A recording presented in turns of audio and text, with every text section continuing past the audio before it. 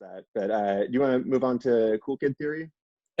Yes, yes, definitely. Cool. So, I mean, you've probably noticed that if you go to an art gallery, a lot of people tend to have like the reaction of like, I could have done that. I mean, especially with like something like modern art, Right. and people like can be actually pretty offended if they go to an art gallery and all they see is kind of like low effort, quote unquote, like shit posting or something like that Hmm. in the art domain. It's like, that's just a silly idea. It's not, and I think like that is really kind of hitting at like deep down our intuitions of like how art to a large extent is like social proof, like you're showing that you're capable of things that other people are not. I mean, you can definitely think of like Rachmaninoff and Stravinsky and some of these. I mean, definitely Mozart, but like some of these like very famous like classical artists that like the music was sometimes so complicated,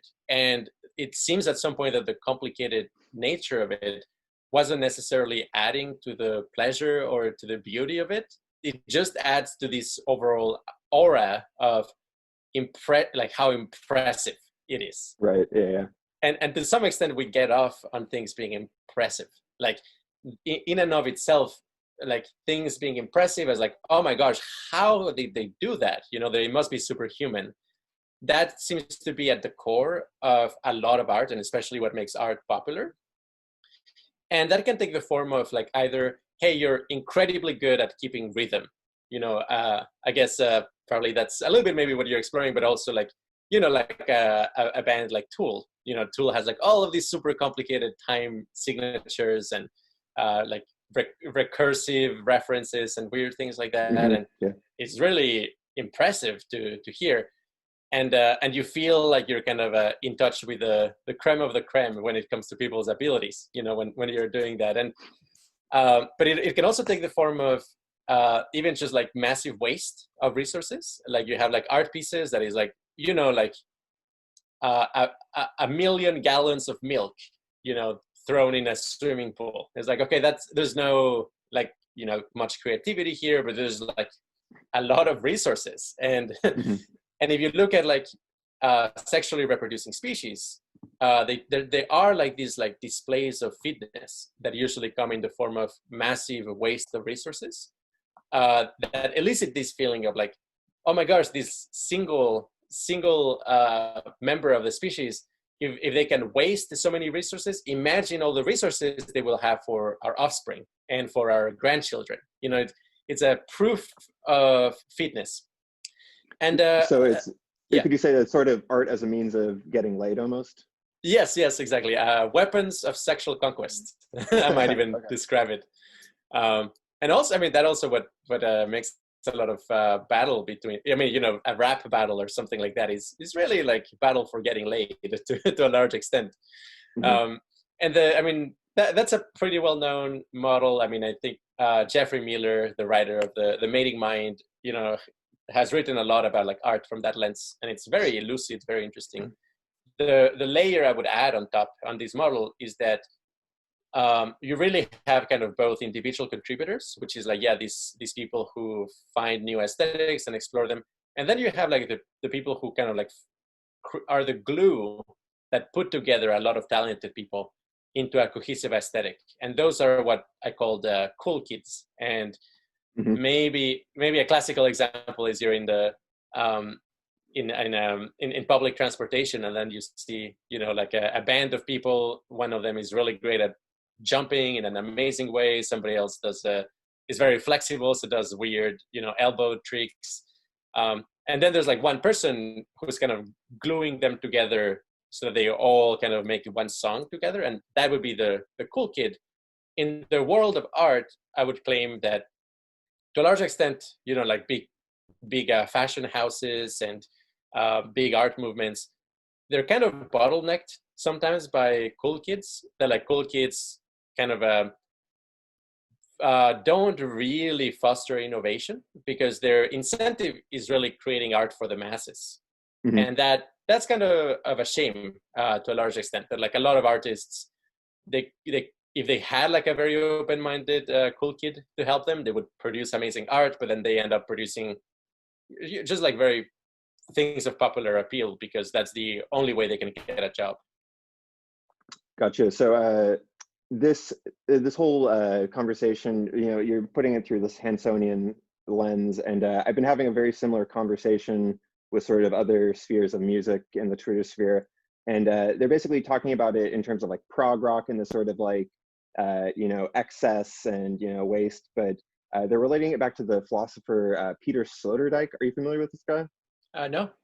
Yeah, I'm not particularly either, but he has an idea of vertical tension, and it's sort of like kind of the idea that you need to like actually put in all this extra work and like get to this higher level. And they sort of made a similar like fascist element, implication to it that you brought up in the presentation. So can you talk about how this can sort of lead to fascist aesthetics?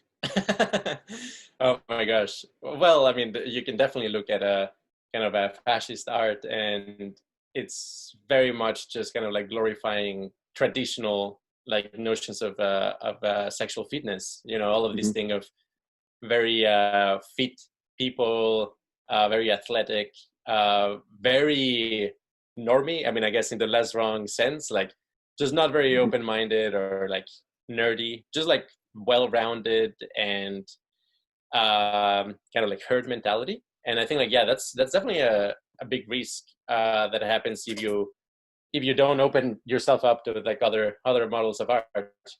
And yeah, I guess like one way this also shows up is just basically you're signaling low mutational load, like the symmetry of your face, and there's like all of these markers that like show like, oh, you're just like broadly healthy, although maybe you don't have any special talent. And like that's, I think, like the risk that we could all become stuck in a quote unquote fit attractor, but that's not actually interesting. Let's see. Let's see if I cheerleaders. Maybe the cheerleader aesthetic is the other the other thing. Okay.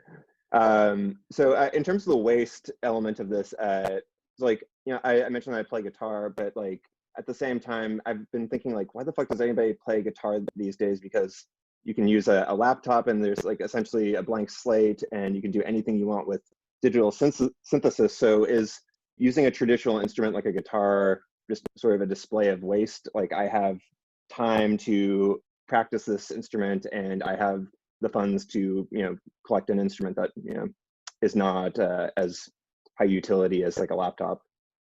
Absolutely, and you could definitely almost come up with a scale for those, where like more expensive instruments would have like more of that element. Instruments that are harder to play also will have that element. Instruments where it's very hard to learn because there are not many teachers for them also. So like perhaps in a scale you could say like something like the electric keyboard maybe might be at the bottom, or like something like percussions, and then something like guitar, then maybe a little bit above that like cellos, because they don't have like the markings for you to press. It's like, okay, you spent a lot of time like muscle memory to like know how to produce different notes. And maybe at the top, like unusual, traditional Chinese instruments that like nobody knows how to play anymore, or like something like a theremin, where like, okay, there's not a very well established tradition about it. So it clearly you spent hundreds and hundreds of hours mastering this very obscure thing. So I mean, with the whole signaling thing and like art as a means of getting laid and sort of waste signaling and stuff, would you say that this model is kind of a lower form compared to the latter models? Yeah, perhaps. And it's the value there is really more about the sexual market, which is like, hey, like that's kind of inevitable that there's going to be competition there, but a lot of it is like zero sum, and like it's not necessarily producing like particularly good value. And as I said, like we could really be stuck on stupid competitions of like, okay, who has the most symmetrical face? And obviously, with a fascist and eugenic competitions, there were like prizes for who has the prettiest baby and something like that. And like that's not necessarily adding value to the collective as much.